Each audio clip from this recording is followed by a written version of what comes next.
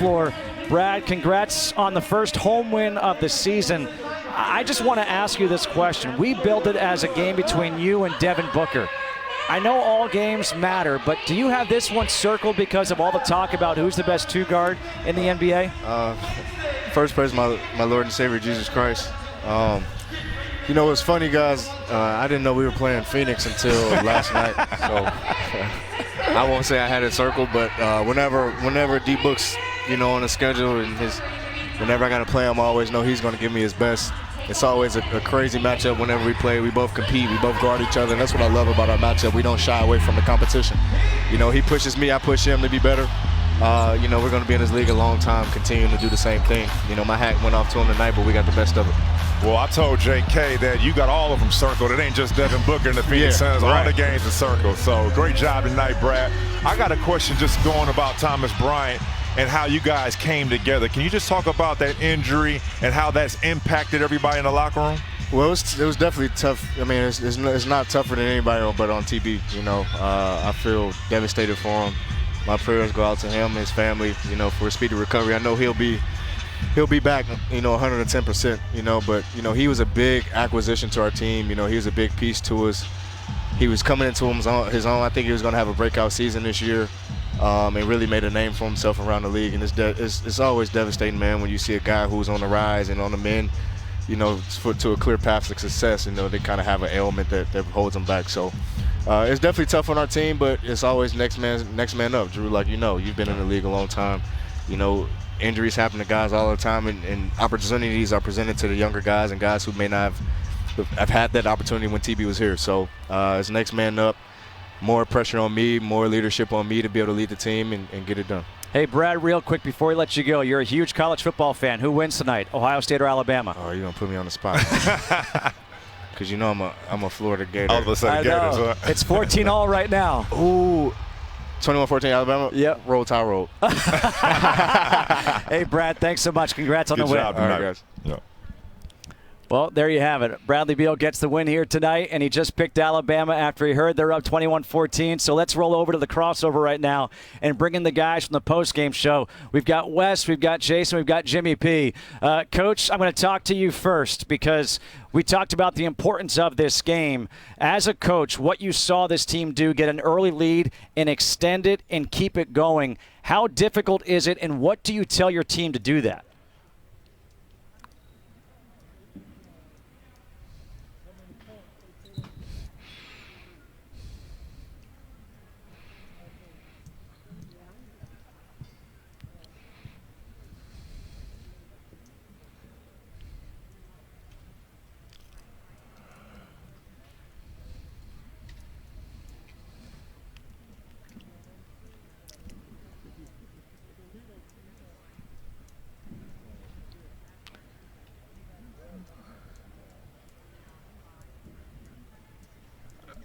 I thought they did a great job doing the little things.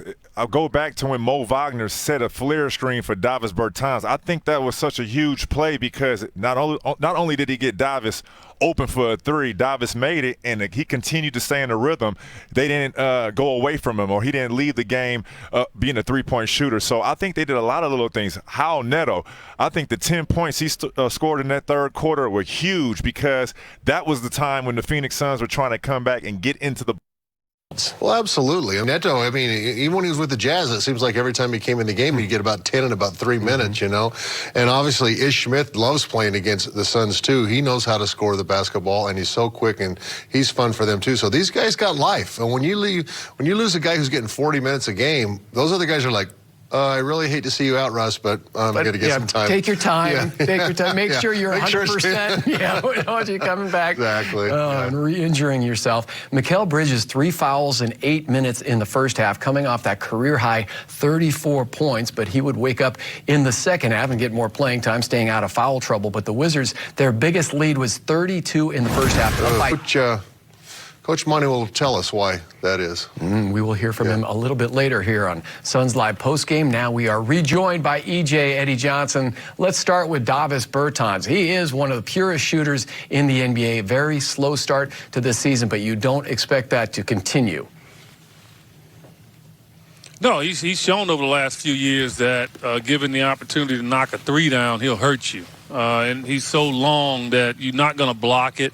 He elevates quite well. He shoots it like he's shooting a 5-footer, to tell you the truth, in the paint with big guys all around him. It's uncanny. He's a front runner, though. He jumped on that train. When he got in the game and they were rolling early, he just sealed the deal. I mean, he put the lettuce on, the tomatoes on the sandwich. I mean, he was good with that. And I said it during the course of the game. That guy gets hot, it's over. And it was over. Eddie, if you make him dribble once, he'll trip over himself. Okay?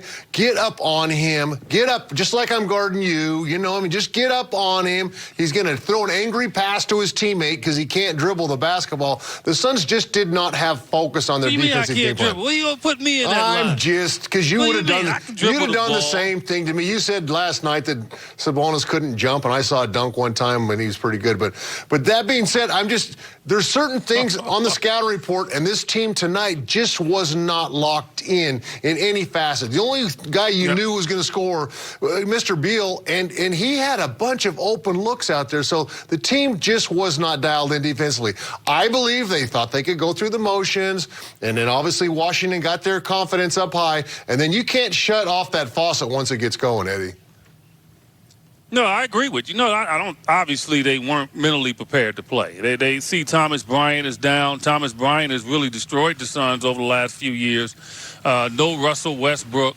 They watch the guys down there warm up, and they like, we got this one. Mm-hmm. And that's a fatal mistake, without a doubt. And you're right about Bertans. I mean, you can take some things from them, but they were rolling so well, and Beal had it going. Ish Smith had it going. That's when he's going to get it going, because Matthews got it going. And when he's hot, he's just untouchable. I mean, he's done it the last 3 years. He moves well without the ball. And you're right. You want to put him on the dribble, but he moves so well with the catch and shoot. When he's in rhythm, it's just difficult. And it just goes to show you again. I don't care what a team's record is. I don't care how bad they look. Any given night in the NBA, if you don't come to play, you're going to get embarrassed. Not just beaten. You can get embarrassed. And that's what happened tonight. And hopefully this trip will teach the Suns a couple of things. One, we know they're going to get up for the good teams. That's obvious, okay? We've seen that already this season. The really good teams, they get up for the bad teams. And that's the growth process of this ball club right now. They have to understand that they're a target right now. Teams around the league are talking about them. They're 7-3 coming into this game.